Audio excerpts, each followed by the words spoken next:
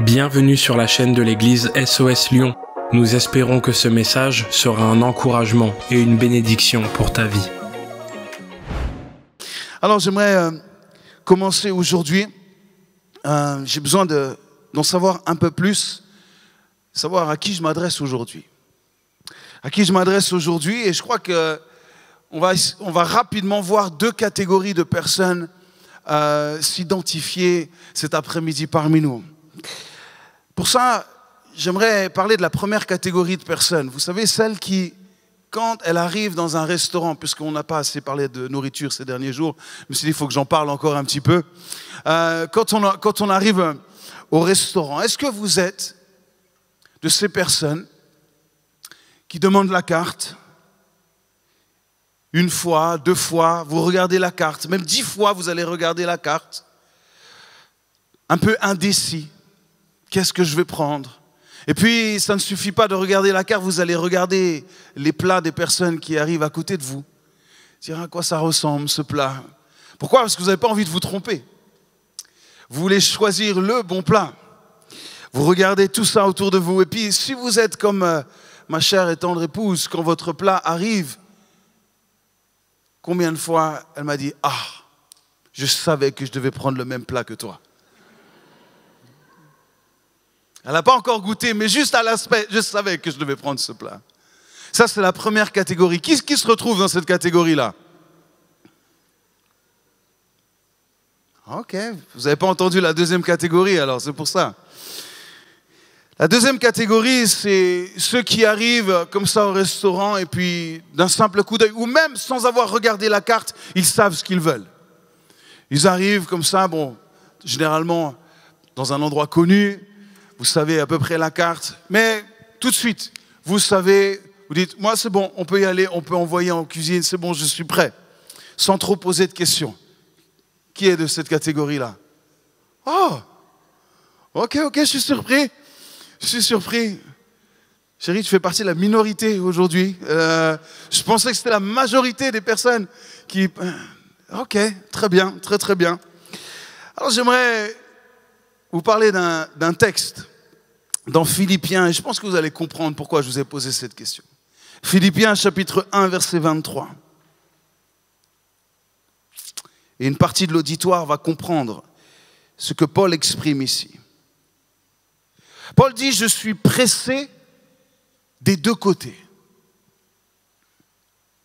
J'ai le désir de m'en aller et d'être avec Christ, ce qui de beaucoup est le meilleur. Mais à cause de vous, il est plus nécessaire que je demeure dans la chair. Waouh! Pressé des deux côtés. Comme moi, souvent, quand j'arrive, quand j'ai une grosse faim, et que je suis au bureau, et que je sais les restaurants qu'il y a autour du bureau, et je suis pressé, des deux côtés. Soit je me dis, je vais me faire un gros tacos, juste à côté, ou alors, je vais prendre le nécessaire, qui est un bon yaourt 0%, sur son lit de flocons d'avoine. Et vous voyez, il y a le merveilleux et il y a le nécessaire. Il y a le meilleur et le nécessaire. Être pressé des deux côtés. Paul est dans une situation à ce moment-là où il est pressé. Son cœur est pressé. Des deux côtés, il y a quelque chose qui se passe. Il fait face à deux désirs. Deux désirs. Et ils sont bons tous les deux. Deux éventualités, deux alternatives qui vont réjouir son cœur. La première, vivre avec Christ. Enfin vivre avec lui. Et puis la deuxième possibilité, c'est vivre encore pour lui, en restant ici-bas. Vivre avec lui ou vivre pour lui. Deux belles éventualités. Son cœur est tiraillé. Il fait face au meilleur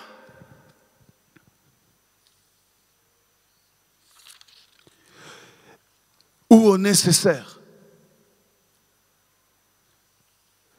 Face au meilleur ou est nécessaire. Voilà les deux sentiments dans lesquels il est pressé. Pressé qui veut dire littéralement retenu. Forcément, le meilleur pour lui, ce serait quoi? Ce serait de partir. Il est en prison quand il écrit aux Éphésiens. Donc ça veut dire rejoindre Jésus, c'est fini les tribulations, fini les persécutions, fini les souffrances dans son corps. Ça y est, je rejoins Jésus. Ça y est, mon temps est arrivé, je lève l'ancre. C'est littéralement ce que ça veut dire. Lever l'ancre, être délié, détaché des cordes pour rejoindre Jésus. Et puis d'un autre côté, il y a quelque chose qui le retient. Il y a un lien fort qui le retient. Pas le moindre. Le désir d'être encore utile à l'Église de Jésus-Christ. Ce désir qui est au fond de lui, ce désir qui est intense, et le voilà pressé. D'un côté, j'ai envie de rejoindre Jésus, mais d'un autre côté, j'aime tellement l'Église ici. J'aime tellement mes frères et sœurs ici. Et je sais encore que je dois être ici, utile et utilisé pour celle-ci. Un théologien du XVIIe siècle a dit la chose suivante. Désirer de quitter la terre pour aller à Dieu, c'est la perfection chrétienne. Consentir d'y demeurer pour le salut des âmes, c'est le comble de la sainteté apostolique. Le comble de la sainteté apostolique. Paul se demandait à ce moment-là vraiment laquelle de ces options procurait pas son plus grand plaisir.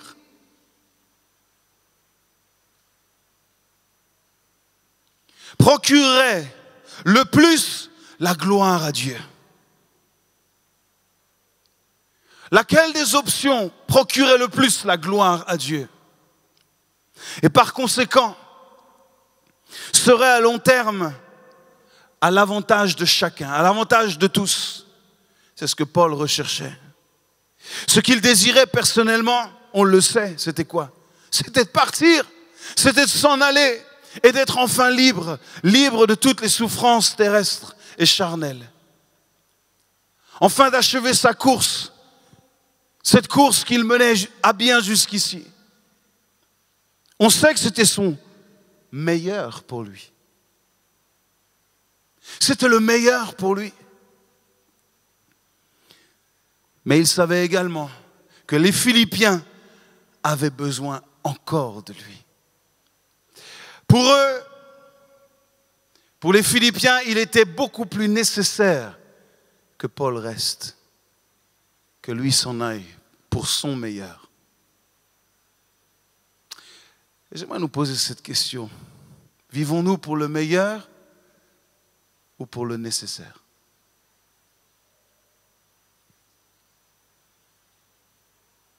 Vivons-nous pour le meilleur ou pour le nécessaire?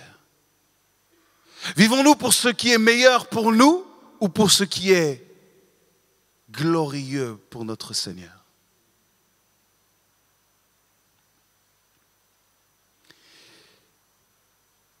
L'attitude de Paul, cette attitude désintéressée de Paul, place, écoutez bien, place les besoins des autres, les besoins de ses amis, parce que si vous lisez Éphésiens, vous allez voir que ce n'est pas simplement les autres, mais c'est ses amis. Il les aime d'un amour profond, intense.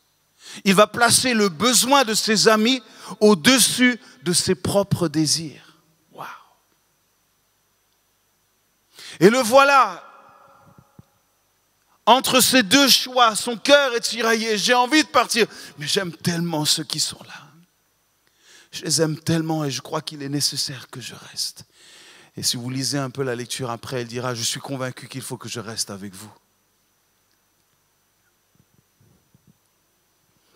Forcément, ce texte et cette histoire m'emmènent à une autre histoire qu'on connaît fortement bien, qui nous rappelle aussi ce moment où Jésus va se retrouver face à un choix. Un choix entre le meilleur et le nécessaire. Jésus dans le jardin de Gethsémané, Écoutons Marc chapitre 14, verset 32. Ils allèrent ensuite dans un lieu appelé Gethsémane. Et Jésus dit à ses disciples, « Asseyez-vous ici, pendant que je prierai. » Il prit avec lui Pierre, Jacques et Jean, et il commença à éprouver de la frayeur et des angoisses. Il leur dit, vous savez, j'aime la vulnérabilité de Jésus.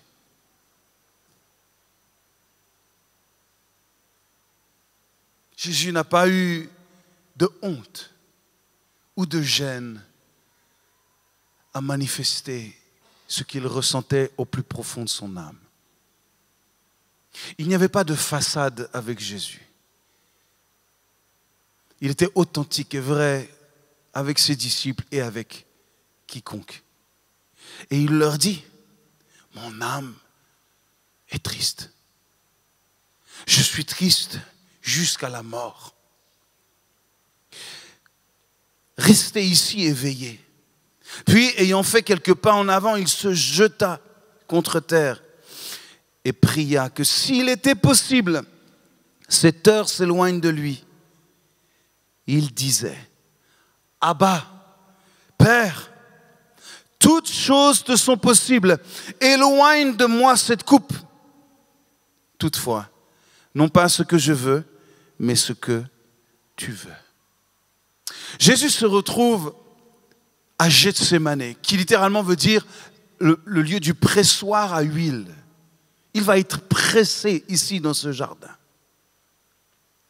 Son âme va être pressée jusqu'à la mort, comme il l'exprime. Il est aussi pressé par ses deux côtés, comme Paul. D'un côté, le meilleur pour lui. Éloigne de moi cette heure, éloigne de moi cette coupe. Éloigne. Ça, c'était le meilleur pour Jésus. C'était le meilleur pour lui qu'il puisse rentrer à la maison, et on sait tous ici qu'il avait la possibilité de rentrer à ce moment-là.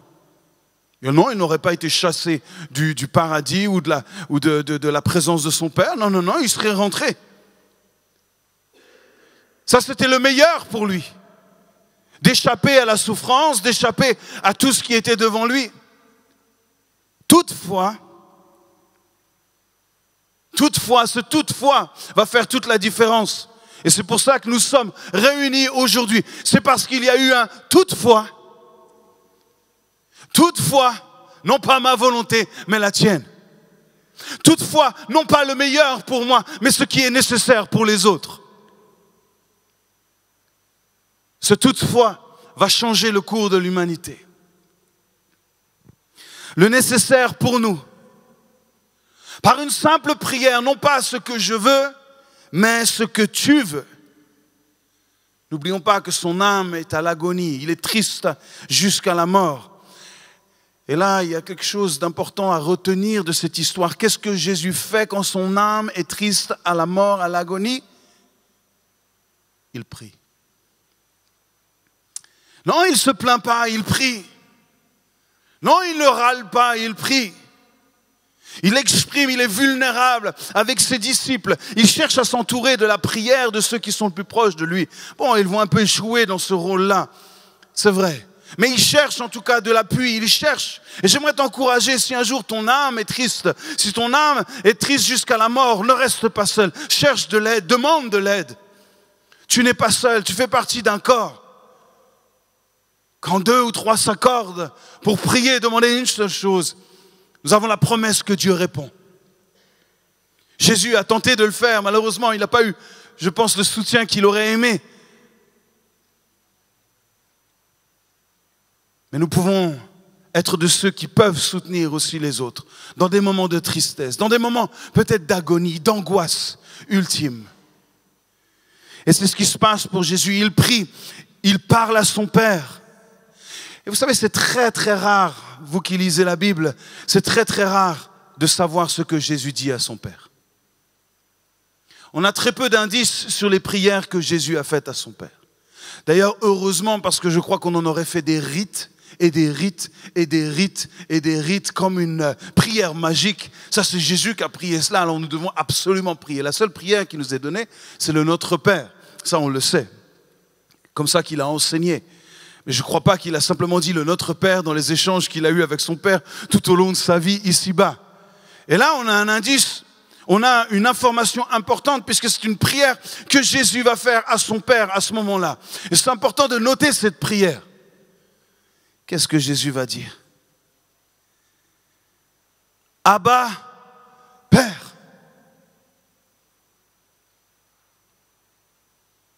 On retrouve la même prière dans l'évangile de Matthieu.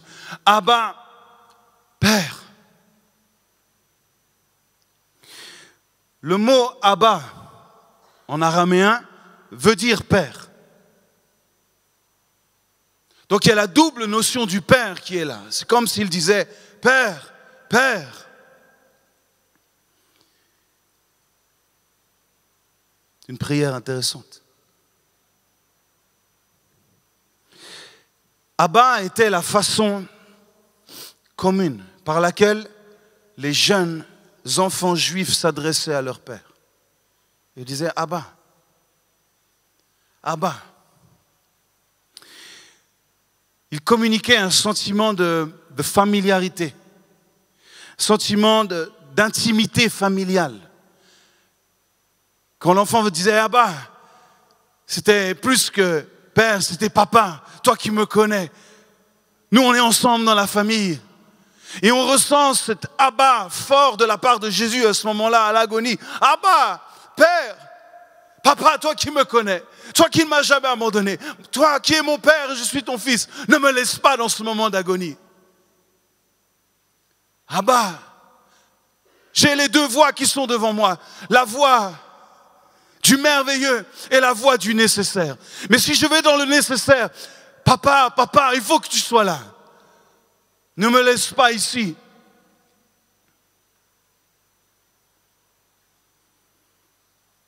Alors les Juifs, eux ne s'en servaient pas pour s'adresser à Dieu parce que c'était beaucoup trop familier de dire Abba pour s'adresser personnellement à Dieu.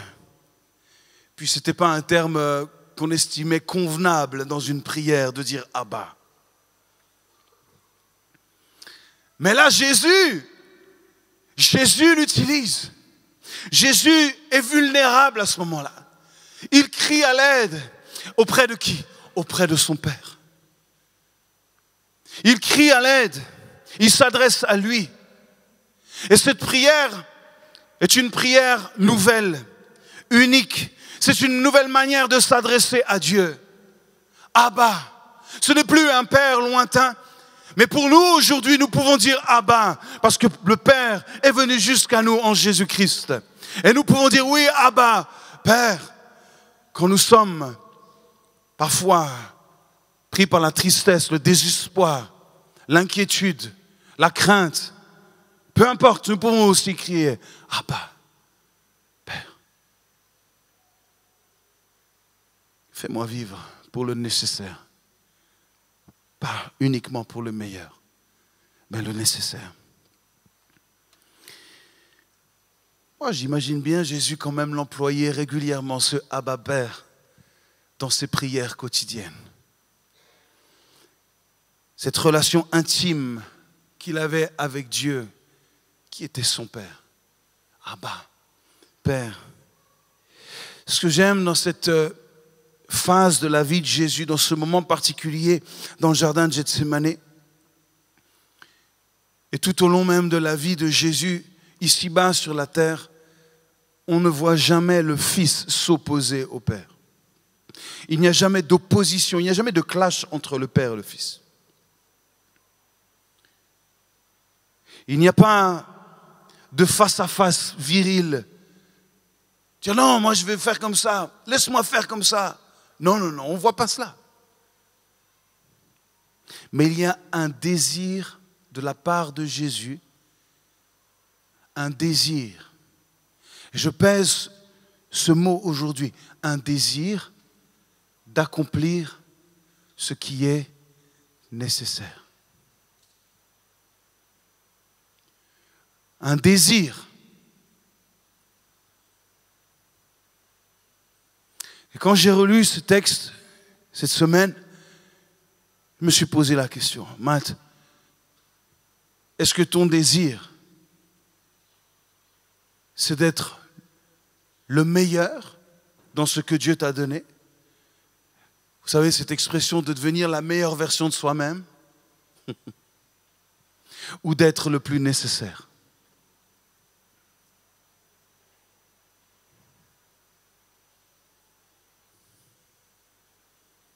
C'est une bonne question, hein?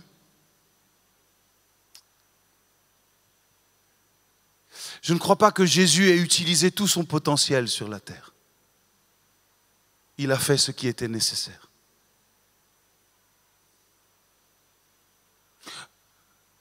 Nous vivons dans une ère où on est poussé à utilise ton potentiel, fais tout dans ton potentiel, exploite-le. Et je ne suis pas contre ça. Si ça ne me détourne pas de faire le nécessaire que Dieu me demande de faire.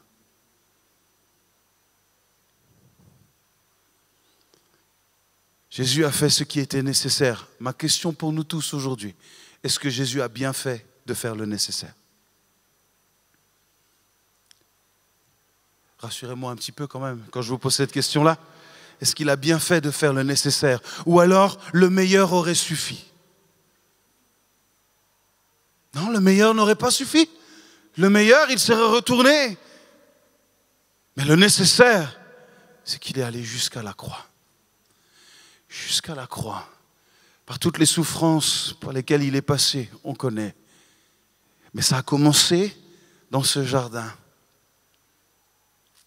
Non pas à ma volonté, non pas le meilleur pour moi, mais le nécessaire pour moi.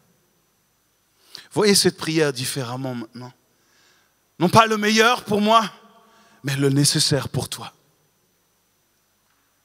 Parce que je ne vis plus pour moi, je vis pour toi. Fais le nécessaire en moi et au travers de moi. Alors oui, bien sûr, Jésus a bien fait. Pourquoi? Parce que nous faisons toujours bien d'écouter et de poursuivre ce que le Père demande. J'ai envie de nous dire, attachons-nous à vivre selon le nécessaire que Dieu a prévu pour nous et nous deviendrons la meilleure version de nous-mêmes. N'attendons pas d'être la meilleure version de nous-mêmes pour devenir nécessaire. Parce que j'ai peur qu'on reste trop longtemps inactif et inutile. Rendons-nous disponibles. Seigneur, je suis là. Fais ton œuvre en moi et au travers de moi.